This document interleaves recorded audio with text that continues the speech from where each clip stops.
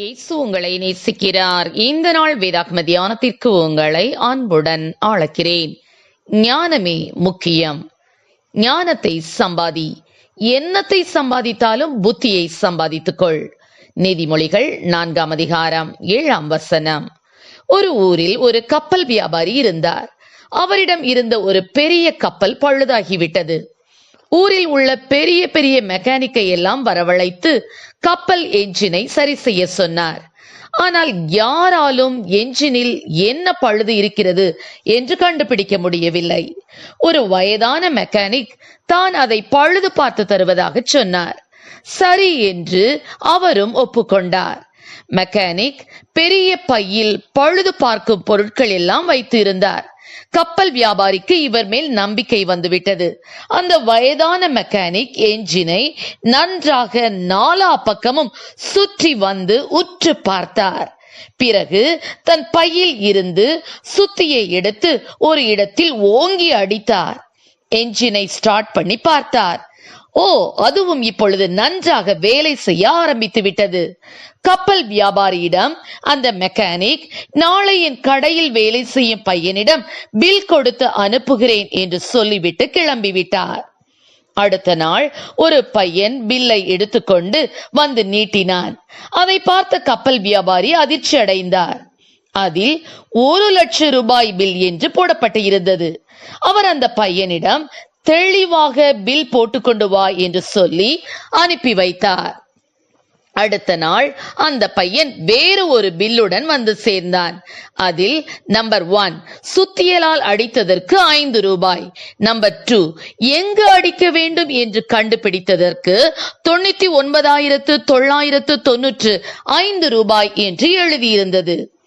மூளை இருந்தால் மட்டும் போதாதுங்க, அதை ஞானமாய் எப்படி பயன்படுத்த வேண்டும் என்பதை அறிந்திருக்க வேண்டும்.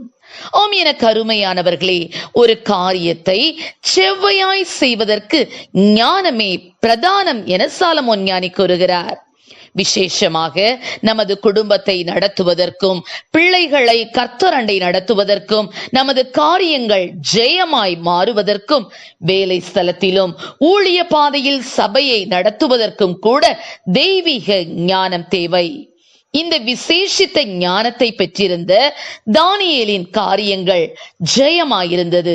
இதற்கு காரணம் தானியேல் கர்த்தருக்கு பயந்து நடக்கிற மனிதனாக இருந்தார்.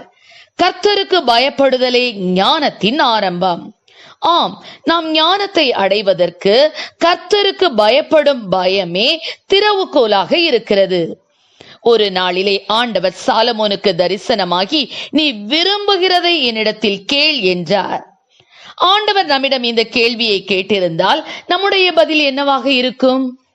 குழந்தை பாக்கியம் இல்லாதவர்கள் ஒரு குழந்தையை தாரும் என்று கேட்டிருக்கலாம்.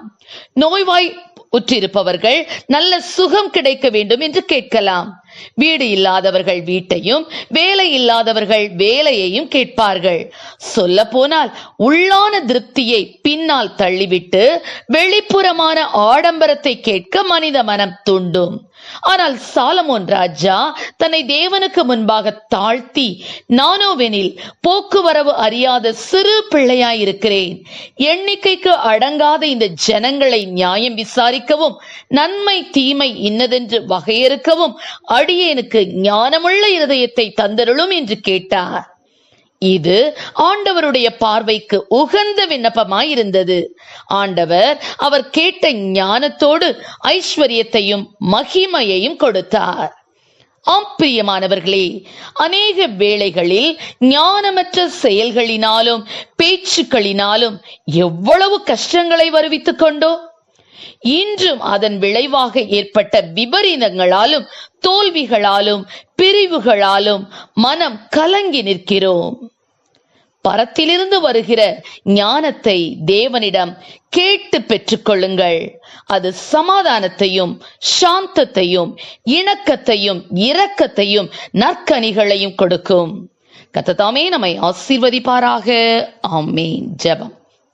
எங்களை அதிகமாய் நேசித்து நடத்துகிறீங்களா அன்பின் பரலோக பிதாவே, இந்த நாட்களில் கூடப்பா உடைய பிள்ளைகளாகி எங்களுக்கு ஆண்டவரே தெய்வீக ஞானத்தை நீர் கொடுப்பீராக ராஜா. பரத்திலிருந்து வருகிற ஞானத்தினால் எங்களை நிரப்புவீராக ராஜா. புத்திமானுடைய உதடுகளில் விளங்குவது ஞானம் என்று சொல்லி நாங்கள் பார்க்கிறோம் ஆண்டவரே. முத்துக்களை பார்க்கிலும் ஞானமே நல்லது என்று சொல்லி அறிந்திருக்கிறோம் அப்பா. ஸ்தோத்திர ஆண்டவரே. அப்பா நீர் எங்களுக்கு ஞானத்தை தருவீராக தகப்பனே. உங்களில் ஒருவன் ஞானத்தில் குறைவுள்ளவனாயிருந்தால் யாவருக்கும் சம்பூரணமாய் கொடுக்கிறவரும் ஒருவரையும் கடிந்து கொள்ளாதவருமாகிய தேவனிடத்தில் கேட்க கடவன், அப்பொழுது அவனுக்கு கொடுக்கப்படும் என்று சொன்னீர் அல்லவா. இசப்பா உடைய ஞானத்தை எங்களுக்கு தாரும், ஆசீர்வதியும். இயேசுவின் நாமத்திலே ஜெபிக்கிறோம் நல்ல பிதாவே, ஆமென்.